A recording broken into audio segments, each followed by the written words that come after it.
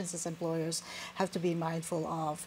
And leadership is not just about being the leader, it's about how do you move forward the company. And there are so many things that NAWIC can actually do to help facilitate that movement upwards, to be leaders within their own, their own community. What are some of the hallmarks, Monique, of a Guam leader that is female? Well, I don't know that you could say specific to Guam necessarily, but a leader, our track this year, or our theme this year, is refresh, renew, and refocus.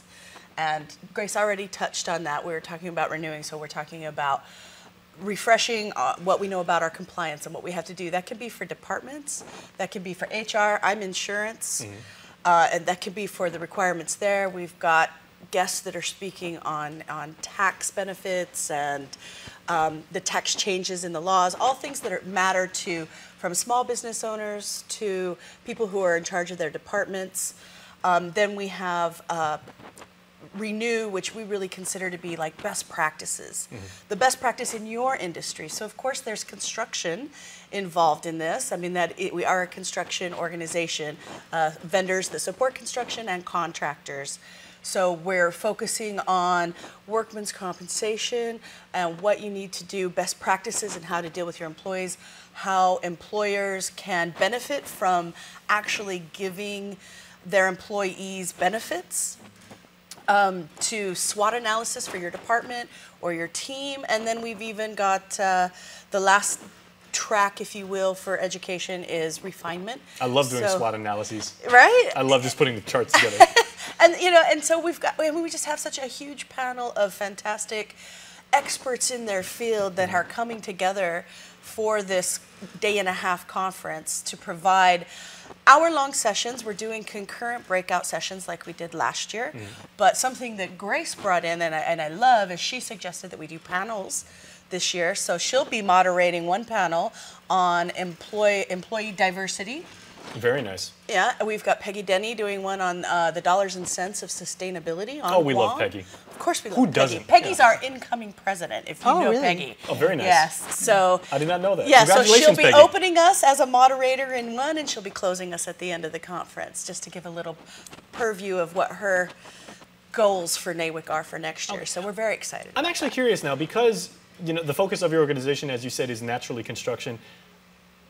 And I would say the two of you come from, like primarily a private sector background. It's not just private industry, which is the target audience for this. I mean, the government is more than welcome to come. Military, because military does a heck of a lot of construction, obviously. And we have leadership is such a critical cog of, small unit management. That's right. That's right. And we have Captain Turner coming as our first keynote speaker on day one. Wonderful. So, when we talk about leadership, the trend now with the government is public-private partnerships.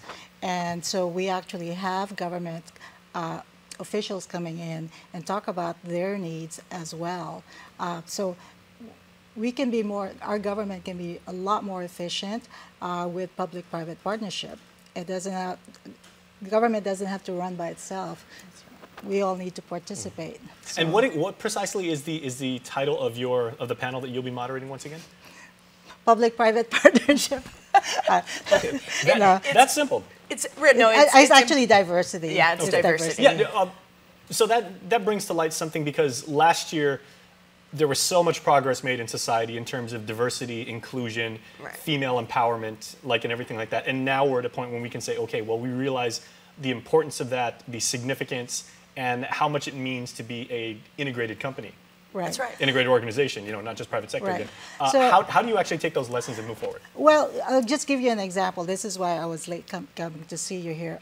There's a group coming out of incarceration today, and where they just graduated, RSAT. And one employer hired 7 or 9 from a group of 12, and every single one of them are being given the second chance. This is why we talk about diversity and inclusion, because now we're talking about individuals who are coming out of prison and getting jobs, and that will only help our society by putting these 12 individuals in a job and hopefully sustain them in the job. All right, well, we only have 15 more seconds, but I got to ask, where can people go for more information and hopefully to register? nawic.org.